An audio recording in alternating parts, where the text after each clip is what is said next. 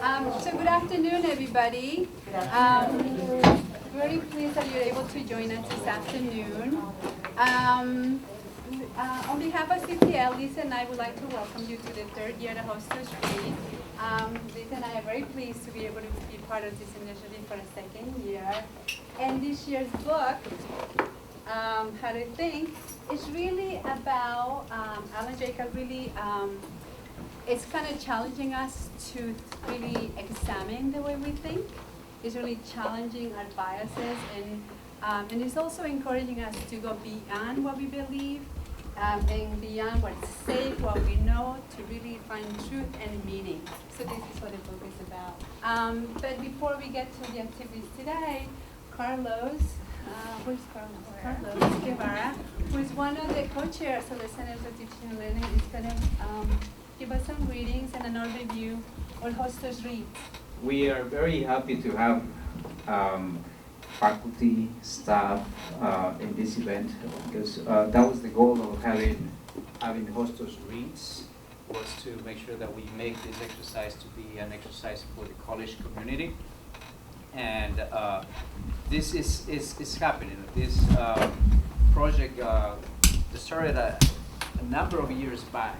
If you might remember the book of the semester project that was done by Professor Robert Cohen. And that was a project that was done for a number of years, and we wanted to make sure that we don't lose the heart of that project. And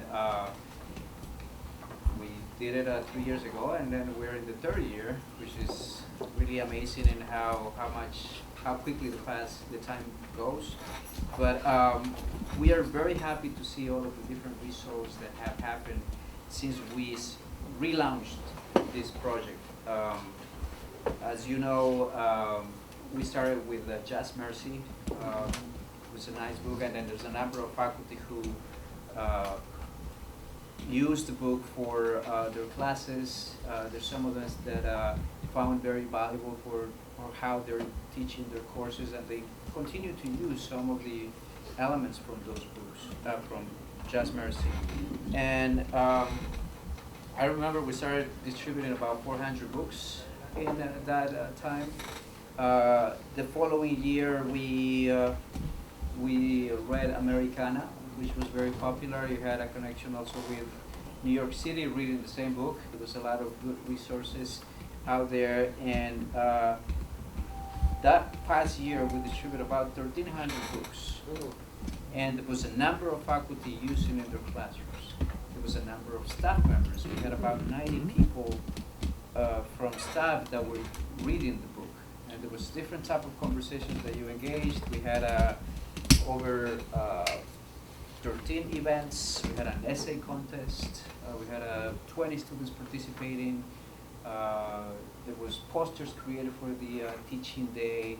So there's a number of elements that this exercise is helping us in, connecting everything that we do: professional development, conversations, and then coming to have these conversations on topics that are happening or are connecting to our realities in the moment. Americana is talking about issues that we're seeing or we're living in these current times. And this book, coincidentally, was chosen, was nominated, and there's a number of people, faculty, staff, students that nominate the book. There is a process in order for us to be able to get the college community involved in voting for the books that they want to read. And this book came up and connects with what we're seeing right now. And we're really happy to see also all of the different activities that are being planned out. We want to make sure that we encourage everybody. For the staff, make sure if you have your teams, encourage them to come and have those conversations. And we would love to have a lot of books for everybody, but there's always this limitation in resources. But as you have those books read, and that's something that the provost is doing, and reading the book and then sharing with someone that could also read and then share the knowledge or share what they got, the reflections from those books. And We really want to thank from the Center for Teaching and Learning to Lisa and Sylvia for wanting to take the leadership in running this project. There's a lot of things that go on in making sure that the activities happen and having the conversations. Then coming for the next year, identifying what the next book would be. So that is something that I want to leave with you. Start thinking about what type of books you would like to be nominated, what books you would like to read for the next year, and so just to have a chance to read the book. And Lisa is going to talk about all of the different resources that have been prepared for you if you don't have the time to read the whole thing, but then this is going to help you to digest, and in the conversations you're also going to have an opportunity to have those conversations that are really needed in the times that we are living. So I leave you with that, and we're really happy to see a good crowd, and we know that the message that is going to move from here is going to expand to many members from the college community. Thank you. So thank you very much for coming. I'm Lisa Tappener, for those of you who don't know me, from the library, and I'm one of the co-facilitators along with Sylvia Reyes of Hostos Reads.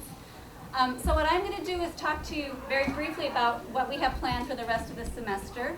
And it's an open schedule, so if you have an idea for an activity or something you think is a great idea, please let us know and we can try to help you make that happen. And then I'm going to show you my LibGuide. I'm a librarian, so I have to show you all the resources I compiled for this great event. And it's also because I know that most of you are just holding the book in your hands for the first time. And so you haven't had a lot of time to prepare, but I think this is a book that does lend itself to taking out little pieces and working with them. And we're going to do, after I'm done, Amalia Wilson is going to be facilitating an activity that you may perhaps want to think about using in your classes. Thank you, Sylvia. So let me take you through my LibGuide. Is it too dark? Is it too dark? No. Okay. So we'll be sending it. The link has gone out on a couple of communications. And right now this is great because it doesn't link from our library's website or from the Hostos WordPress site, so we can actually get to it.